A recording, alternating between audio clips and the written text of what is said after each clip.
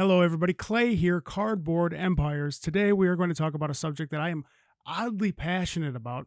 I love authenticating Pokemon cards. I love finding fakes and hunting them down and pulling them out of collections.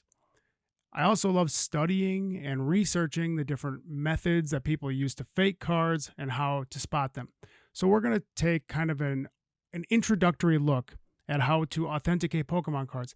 This by no means is going to get you maybe even halfway into the very deep topic of fake Pokemon cards and how to spot them. But we're going to go over a few of the most easy, most recognizable, high level ways that you can immediately spot a Pokemon card fake and pull it out of your collection. Okay, let's run through a few checklist items that I and other authenticators use when it comes to authenticating Pokemon cards. And we'll start with the backs of the Pokemon cards. The first big one is this field of the Pokemon card right here. Hopefully you can see that very well. You see that field right next to the Pokemon ball? It's a light blue field with kind of like a dark grayish, dark bluish cloudiness in it. On the fake cards, a lot of the times, right there, that field, there's not a lot of contrast in color and that cloudiness won't show up. So I'll put them next to each other so hopefully you can see here. You see how on this card, you get a nice contrast of that field there and the cloudiness, and on the fake card over here, you don't.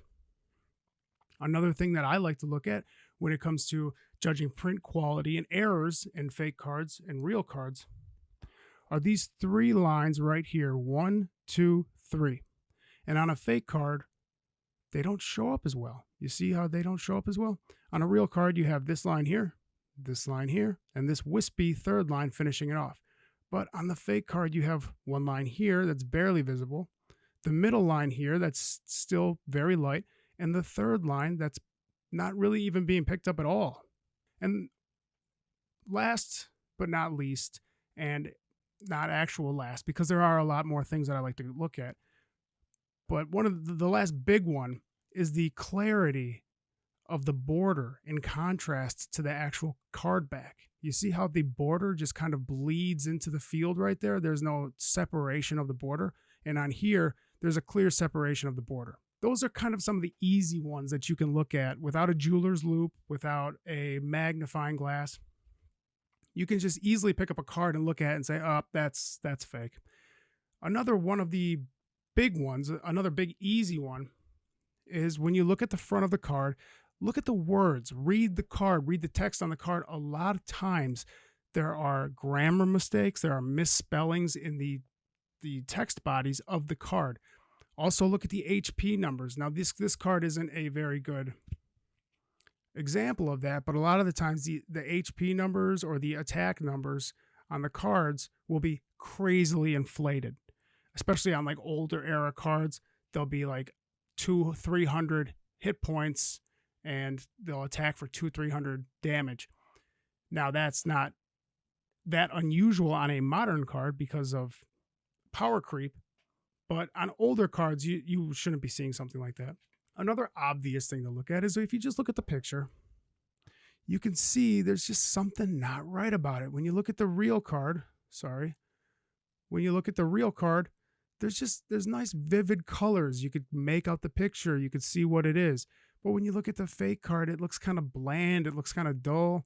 It's kind of hard to make out what it is. The colors kind of bleed together. They're kind of blurry. It just doesn't look like something you'd expect from the Pokemon Company. Also, a lot of the times, and you can make this out on this card, is the font in the text used, the size of the text, the different kinds of fonts that they use are off. They don't look right.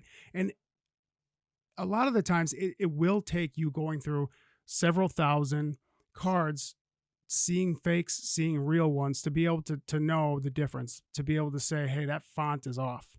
Or having a facsimile of the card in question so that you can compare this card to this card right next to each other. Okay, well, is this card real? Okay, well, that font checks out. Wait, what's this? Huh, that's interesting. Now, I touched on text earlier.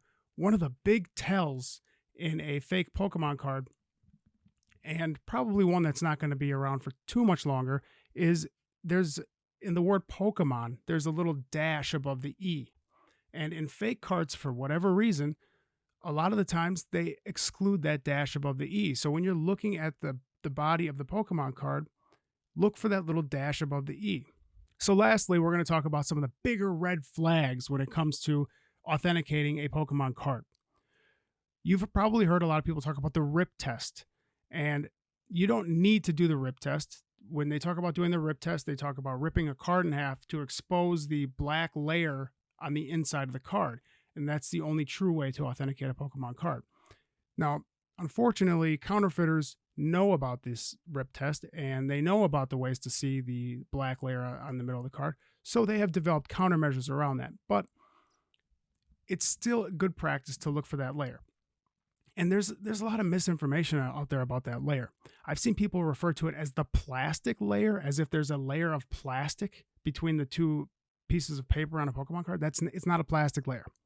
What it is it's a layer of adhesive mixed with graphite that gives it that dark black to dark gray look. There's two pieces of paper, cardstock paper, that are sandwiched together over adhesive with graphite in it. And that's where you get that look. And a lot of the times you're going to need a jeweler's loupe to be able to get close enough to the edge of the card. And you can just look through your jeweler's loupe and you can see that black layer. You don't need to rip the card. But the last test, I'm going to need to turn off the lights for. So 1 second. The last test is the spookiest test of them all. It's the torch test. And for this test, you're going to need a flashlight and a dark room. So I have my cards set up in my hand here. I'm going to put the light through them, and you tell me which one is the fake card.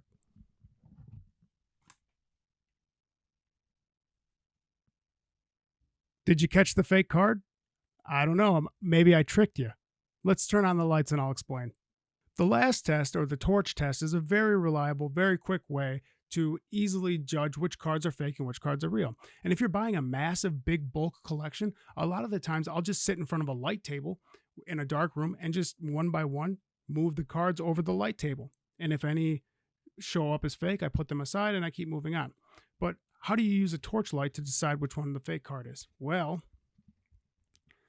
real Pokemon cards do not let light penetrate them. So you can see right here, the fake one is on the bottom. When I shine a light through the real card on top here, nothing. When I shine a light through the fake card on the bottom here, it lights up like a Christmas tree. It's also important to understand that a real Pokemon card will let some light through. If you take a very bright, very pinpointed, focused light and shine it through a real Pokemon card, a little bit of light will get through it. But what we're looking for is for a card to light up like a Christmas tree like this. You see how the entire card is exposed when you shine a light through it? That's a fake. And so these are some of the easy, quick ways that us as dealers and brokers judge whether or not we want to sell a card, whether or not it's authentic. There are a myriad of other ways to judge whether or not a card is authentic or real. And I have some that are personal to me that I've never discussed with anybody and probably never will.